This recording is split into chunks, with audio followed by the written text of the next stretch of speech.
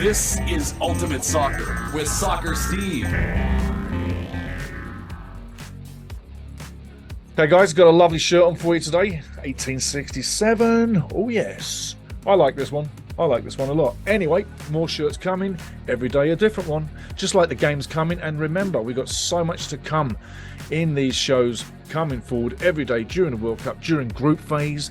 And then when it's the round robin and there's not a game every day, we're still going to do a show every day because there'll be so much to talk about and so many things to get through. Now, on today's show, just so you get it closed and done so you know where we're going, first things first, we're going to talk about some news from Group A, and then we'll look at Group A.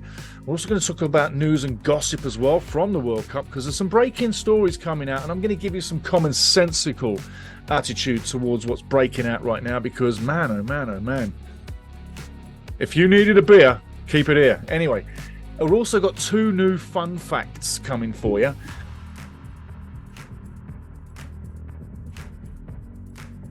Or I should say two new segments. And one of those segments is called the Centre Spot. Now, on the Centre Spot, we'll be looking at issues of the day. So anything during the World Cup, if it's big enough, it's going to go under the Centre Spot. We'll put it right on the Centre Spot. A new segment during the show. Every pre-post game, we're going to be using the Centre Spot. Every game moving forward, we're going to be using the Centre Spot to highlight an issue or something that I think that maybe people missed. And if you want to get on the Centre Spot and you want something highlighting, it is really simple, very simple. Email fifascup@gmail.com. FIFACUSP@gmail.com. fifascup@gmail.com. Email there. From now through the World Cup, that's the only place I'm going to interact online, email-wise, just the email-wise. That's the email, fifascup@gmail.com. And a guy asked me a long time ago, he said, how the hell did you get that email? It's quite funny. I was actually working with a guy from FIFA at a World Cup LOC, local organising committee, and it just dawned on me to grab it then. That's over 20 years ago, and I've still got it now. So yes, fifascup@gmail.com. I was working with a good friend of mine, John Schumacher from FIFA, and that's where I got it. That's where it came to me to do it, because at the same time, I was launching the Ultimate Soccer Show on TSN at the same time. So there you have a bit of history from the FIFA's Cup. But anyway, during the show, fifascup@gmail.com. That's where we're going. Don't worry, you'll see it highlighted right in front of you. That's the email, guys. Put it in your contacts. I'm telling you now, put it in your contacts. And if you've got an issue, bang, hit it me. You get me straight away. That's the quickest way, because I'm not going to be giving out my cell phone all over the world. But email, boom. Or down below in the comments. But I prefer, if you've got an issue or something you want me to talk about, bring it to my email, fifascup@gmail.com. Do that, guys. You'll be amazed how quickly I get back to you. And before we move on, a lot of the artwork recently from the show, going through the shows and all the way through the shows, and more beautiful artwork in the shows. Big thank you, everybody, to Bruce Duncan, who's done all this magical artwork in behind me. This here, that's Bruce's work. I love it. Tell us what you think about the artwork. And hey, down below, let's thank Bruce as we set off on our World Cup trip with you and the fans of Canada and around the world, because you can be anywhere around the world. I'm astonished how many people are watching in right now from different places around the world. Much love to everybody, and I hope your country does well. I will tell you now, I am impartial. I don't care who wins the World Cup. I really don't. You can hear a British accent in my face. Yeah, it's a British accent in my face. Does this British accent care if a British team wins the World Cup? No, not in the slightest. Not in the slightest. Do I care if Wales win it? No. Do I care if England win it? No. Computer says no. I don't care. Does Canada win it? Oh, I think I would die a happy man if Canada were to win it. But I don't care who wins it. I'm impartial, so just so you know. So, welcome in. I hope you're doing good. Like I say, I hope you're still wearing that win from the other day against Japan. And we've got some results coming up for you pretty soon. I'll tell you what, there's some big ones. Get ready for them results. Apparently, I'll tell you one right now. Egypt took out Belgium 2-1. Ha! Yeah, we take out Japan yesterday, 2-1. Egypt takes out Belgium today, 2-1. Morocco the other day did Georgia 3-0. There's a lot of good scores coming in from the so-called lesser teams, right? This World Cup is going to give us some big upsets. I can just feel it. I can just feel it. Because they're all playing the same tactics, yeah? You know, this Guardiola, tika-taka. Everybody's doing it now. So no one's individual. No one's got any special flair apart from the individual who can be a game winner. That's where the game comes down to now, if you're a game winner. So let's get into Group A. And I'll tell you now, obviously looking up into the soccer gods in heaven there, who they telling me is going to win this Group A? They're saying Holland. Louis van Gaal is going to get them into the next round, finishing first. Holland. Second spot. Man, oh man, has it ever got rough right now? Senegal losing Mane. Mane's not going to be at the World Cup. Big blow. Massive blow. Does that take my pick from Senegal being second to put them now in behind Ecuador? I tell you what, it really does get Ecuador back in the frame for being the second spot team. It's going to be interesting. I'll tell you this, between the four teams, right? Holland going through, okay? Good. Senegal and Ecuador, they're so close together. I've got a hunch, a good feeling, that they're both going to lose to Holland. They could draw each other.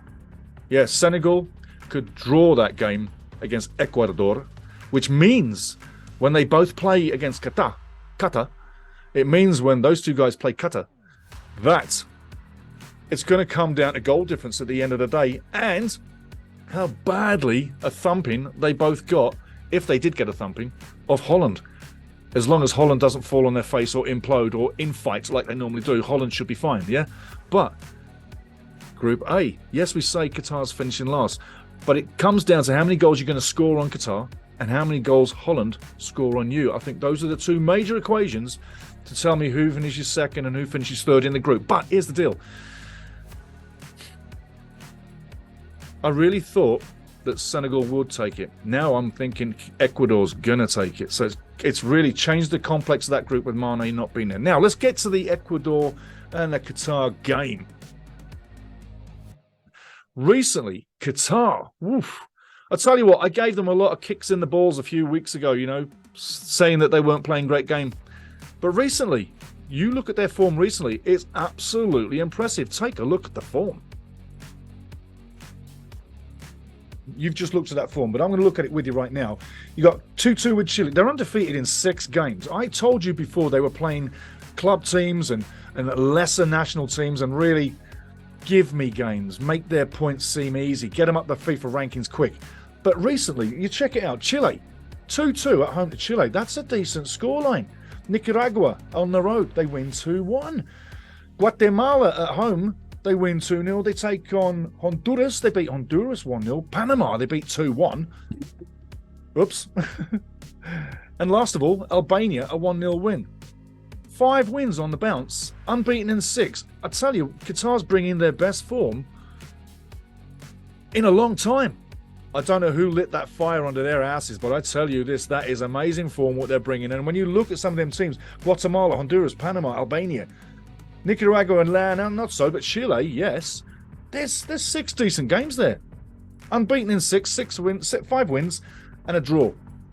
It leaves me to think, and oh, by the way, none of those games were in Qatar. They were all on the road. They were playing in Marbella, Spain, Malaga, Spain, and Vienna in Austria. So none of those games were played in Qatar, which you say, well, why not? Keep them away from the wives and the kids and everything else, that last final push, and it gets their heads in the game. And it really is showing with Qatar's form right now. Are they going to get out of the group? No, not a chance. But is it going to give them a better shot when they come to play the lesser team in the group to maybe get a point or two or maybe even get a result? Yes, it does.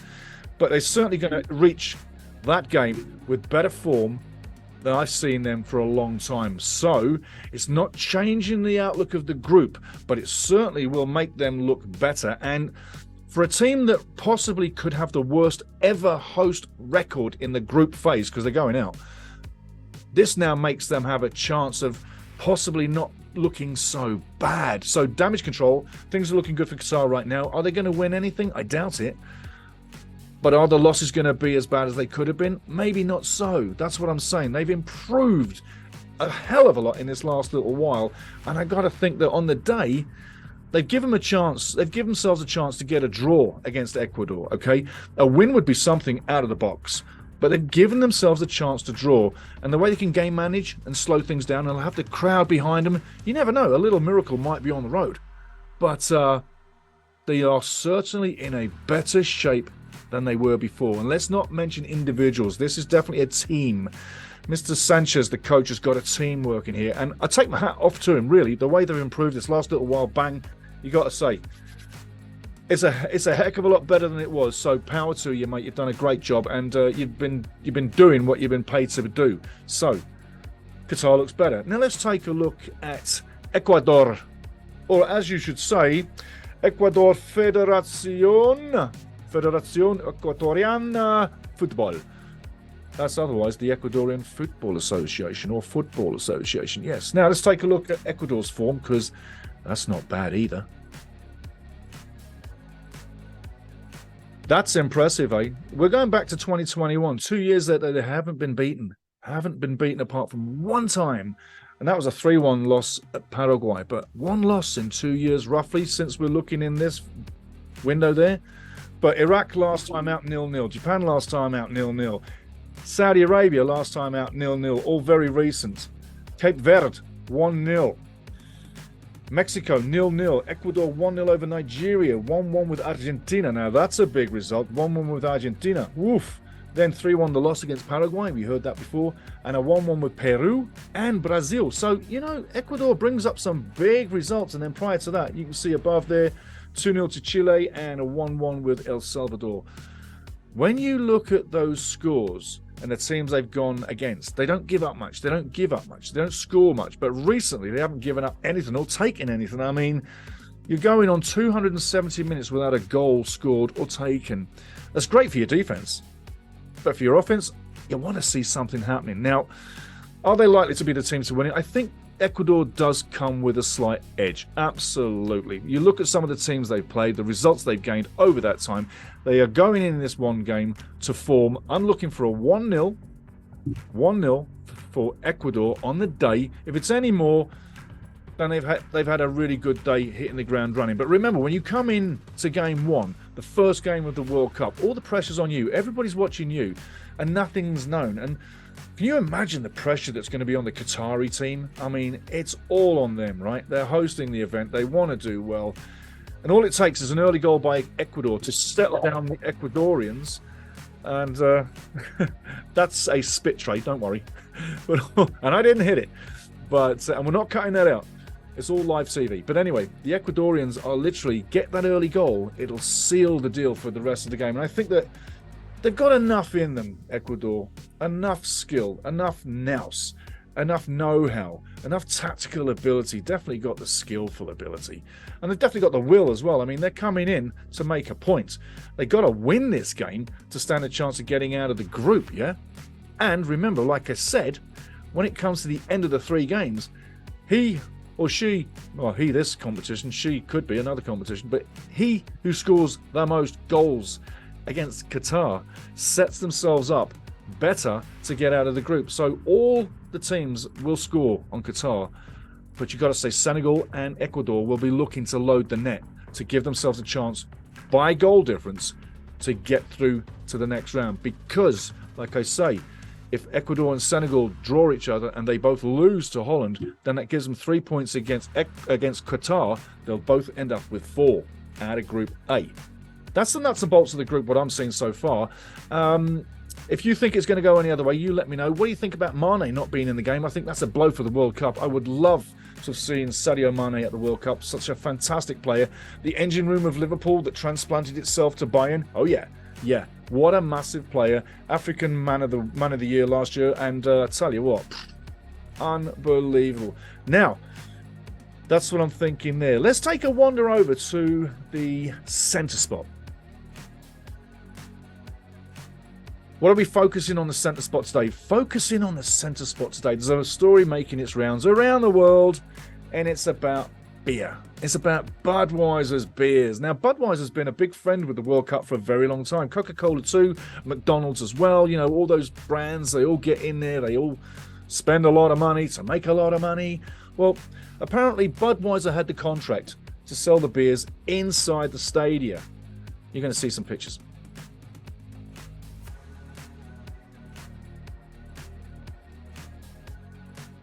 but they had the contract to sell those beers or alcoholic beverages, as they were being called in the international newspapers in Qatar. International beverages. That's what they were calling beers. International beverages. I read that. I had a smile about my face, because you've got to respect the culture, right? You know, you're in a Muslim land, and if you haven't been to a Muslim land, things roll differently, but things roll well. It's just they roll differently, and you just have to adjust yourself to, accustom yourself. Now, as for the beers, well, there's a beer ban gone inside the stadiums. You're not allowed to sell beers inside the stadiums, and that was one of the contracts that Budweiser had with FIFA. And 2 days ago, FIFA and local Qataris came out with a final answer that, no, you're not allowed to sell beers inside the stadia. Think on that what you will. Is that a good thing? Is that a bad thing? Is it right? Is it wrong? Is it a thing where you say they have no integrity for killing that 2 days before the tournament? Or are you saying, I'm absolutely fine with that. I don't need a beer for a game. Do you need a beer for a game? If you need a beer for a game, I can understand. If you don't, I can understand. But over there, they killed it 2 days to go, and that's a big loss of earnings by Budweiser inside the stadium. Now, I will say this. The fan festivals, which you'll see right now,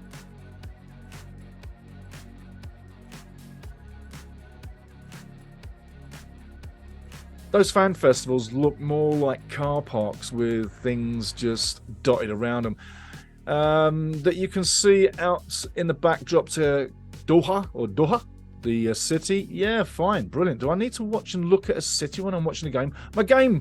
I'm watching the game. That should be my focus. That's where I'm going to be. So yes, I'm going to be in a fan festival, but let's have some more fun stuff in there, because like I've seen the pictures, you've seen some pictures. It looks like a parking lot with a few things dashed around it, like fences, tents. There's a few food stalls, and there's a museum there close to it, so you can see some stuff. But does that look like a fun zone? Does it give you the feeling of a fun zone? I don't know. But there, in that zone, that's where apparently you can buy your beers. So they haven't outlawed beer. So let's not go overboard on it. And if they did outlaw beers, well, there's still drinks and stuff that you can get in your major hotels, because FIFA was absolutely pissing it up the other night, dancing through the night, liquor everywhere, at the hotels downtown Doha. So if they could do it... Oh, and by the way, if you're renting a $19,000 suite inside the stadium, you can drink. 19 grand and you can have a beer. Woo, it's a lot of money just to have a beer, but I'm being a bit pissy about it. The thing is this. If you need a beer, fine. If you don't, fine. You can get beers in the fan zone. You can't get them in the stadium now. Have a few drinks in the fan zone, go to the game. If you need to, get out the stadium and go get a few more beers, but I don't think you can go in and out, so there may be the problem with that one. So have a few beers, go to the game, have fun, but to me, people, come on, it's not an issue. It's about the football, yeah? It's supposed to be about the football. Right, that's that. That's what we're talking about today on the Centre Spot. If you want to get on the Centre Spot, fifascup@gmail.com. FIF, just read that. You got it.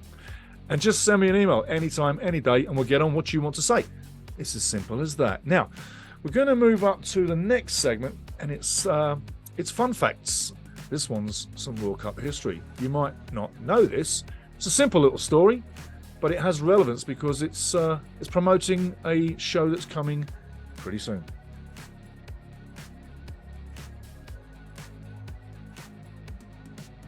Now, the first story we're going to cover on the Fun Facts is a story from the World Cup, as I told you before we went to the break. This story is about the goal scorers, the top scorers. Now, in the World Cup now, we have the Golden Boot winner, which previously was the Golden Shoe winner, and previous to that was just the top scorer of a World Cup.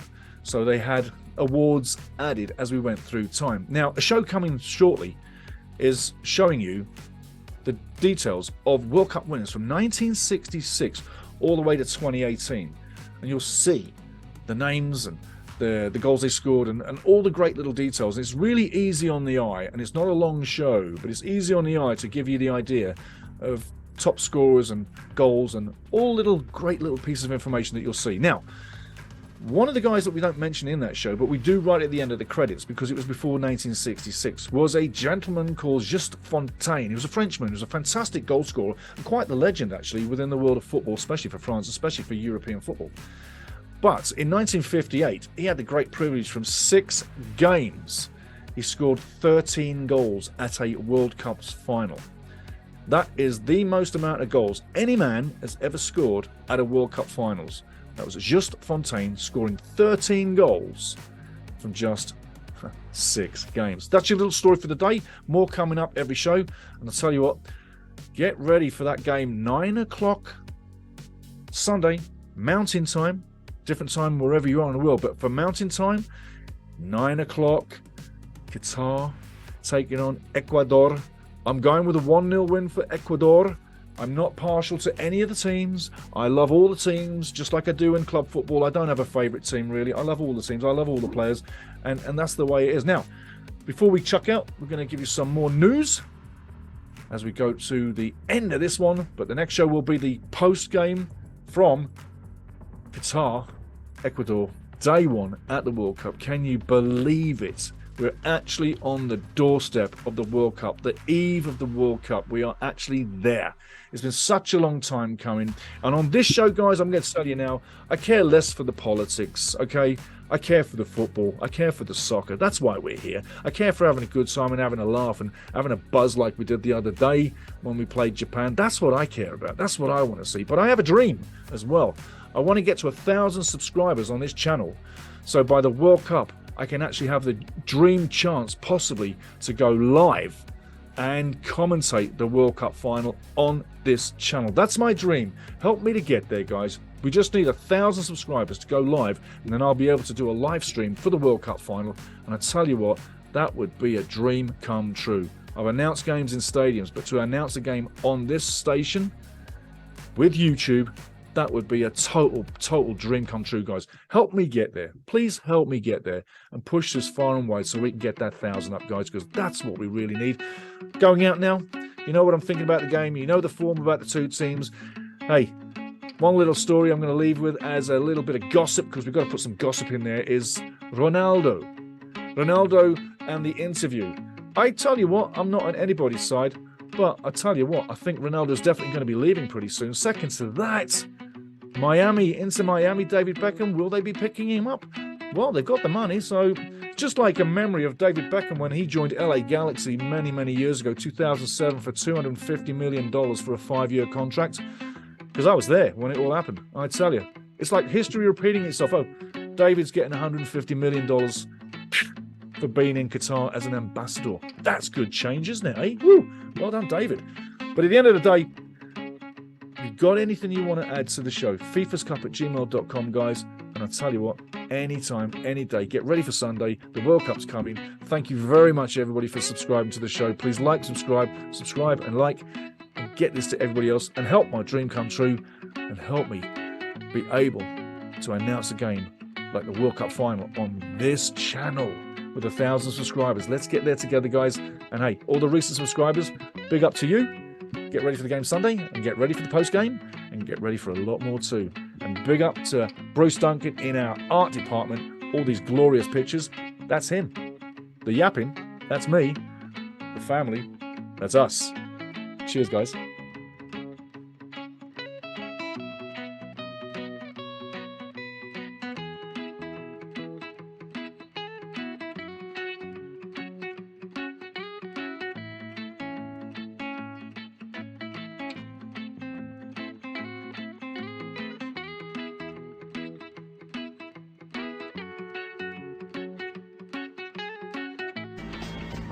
The Ultimate Soccer Show. Join me, listen, you'll love it. Everybody does.